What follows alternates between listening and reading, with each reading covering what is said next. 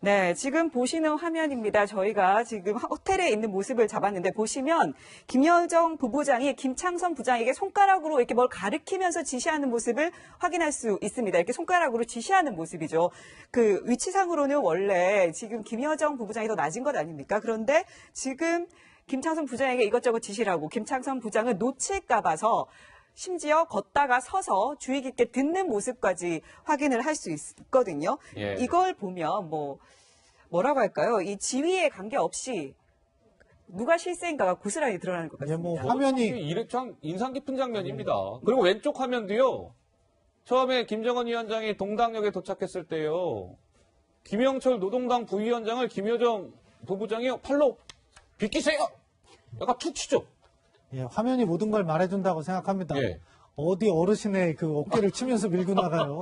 있을 수 없는 일인데 예. 결국 북한의 권력은 김정은 위원장 1인 중심 체제고 얼마나 권력에 가까운가 그것에 예. 따라서 자기의 힘이 있는 거죠. 김여정 부부장 같은 경우에는 결국 김정은 위원장의 동생이기 때문에 그 혈통에서 모든 힘이 나온다. 예.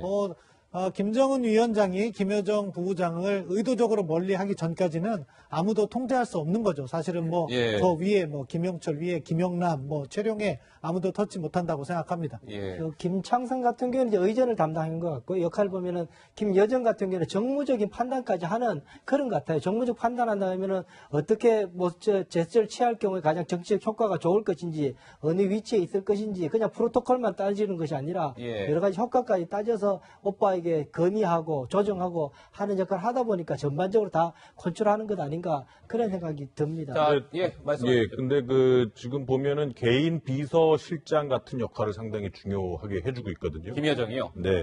근데 저런 역할을 하는 사람은 어쨌든 김정은 위원장의 상당히 개인적인 것까지 다뤄야 되는 거예요. 예. 그렇기 때문에 자기 혈통을 시킬 수밖에 없는 거죠. 예를 들어서 아까 그 재떨이 드는 거. 맞아요, 재떨이. 그러니까 담배를 김정은이 폈단 말이에요. 네. 거기 지문도 남고 본인의 생체 정보가 들어갈 수 있어요. 그러니까 꽁초 같은 것도 아무한테나 버릴 수가 없는 거죠. 예.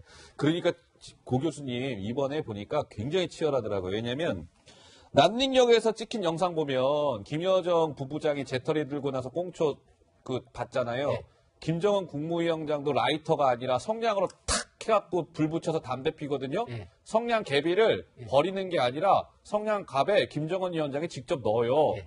본인의 지문 하나, 본인의 채취 하나 남기지 않기 위한 치밀함 아니겠습니까? 그리고 결국은 이전에 미소 냉전 때도 굉장히 저런 걸 가지고 서로 미국하고 소련이 굉장히 신경전을 많이 벌였거든요. 네. 그러니까 김정은 위원장도 그거를 계속 생각을 하고 있는 거예요. 그러니까 딱 성냥을 붙이고 그거를 자기가 넣는 거고. 자기가 넣어요. 재떨이에 동생이 있는 재떨이에다가 던져도 되는데 네. 그러니까 김정은 위원장도 그렇게 돼 있고 몸이 그리고 김여정 제1부부장은 이렇게 크리스탈 재떨이를 쫓아가지고 다니면서 다른 사람들한테 보여주는 거죠. 내가 수령을 이렇게 모시는데 네. 너네들은 정말 더 잘 모셔야 돼. 이런 것들을 실질적인 모습으로 보여주는 거거든요. 예. 김여정 제1부부장이 사실은 그 옆에 가서 오빠 팔을 잡고 팔을 끌고 이쪽으로 오십시오 하는 거는 북한에서 김여정 내놓고 누가 하겠습니까? 예. 부인 이설주하고 김여정 제1부부장밖에 없을 거 아닙니까? 또 사실은 김영철 당주연의 부위원장이 자기가 2인자라고 미국 가서 그랬다는데 네. 2인자도 김여정이 툭 치면 그냥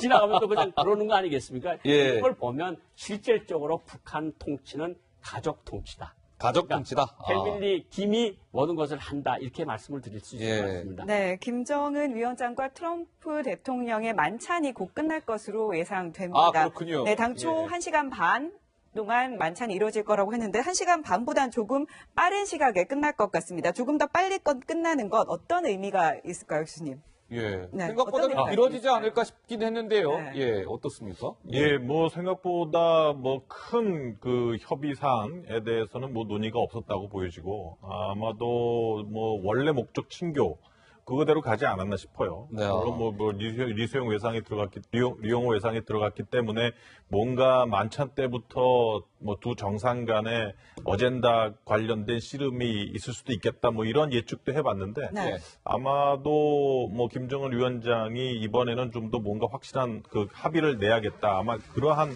표현으로서 이제 그 배석한 인원이 좀 변화가 있었던 걸로 보이고 예. 아무래도 뭐 내일 정상회담 이거를 봐야 되고 또 아까도 말씀드렸다시피 지금 트럼프 대통령이 머리 한 구석에 다른 생각을 지금 하고 있을 거예요. 그래서 일단은 좀 오늘 일정은 좀 빨리 끝내는 쪽으로 가지 않았나 싶어요. 오늘 김 교수님이 코언 증언에 아예 꽂히셨네요. 그래서 그 얘기를 하십니다. 그러니까 미국에서 지금 네. 코언이 증언하기 전에 네. 오프닝 스테이트먼트를 했어요. 근데 거기 이미 상당 부분에 힌트가 되는 말들이 많이 나왔어요. 그래요. 예. 아직 뭐 내용 알려진 건 없고요. 조금 나오기 시작을 했어요. 아, 예를 나오기 들어서 뭐 시작했습니까? 위킬릭스 때부터 트럼프가 알기 시작을 했다. 그러면서 뭐 트럼프는 레이시스트고 네. 치트고 뭐 사기꾼이고 이런 식으로까지 어이구. 얘기를 했습니다. 그렇군요. 네, 어쨌든 트럼프 대통령과 김정은 위원장 내일 오전부터 메트로폴에서 다시 만나서 단독 회담, 학대 회담 5차까지 진행할 예정으로 나와 있습니다. 자, 그렇다면 아까 그 만찬 전에 환담 내용에서는 서로를 막 이렇게 지켜 세우면서 분위기는 좋았으나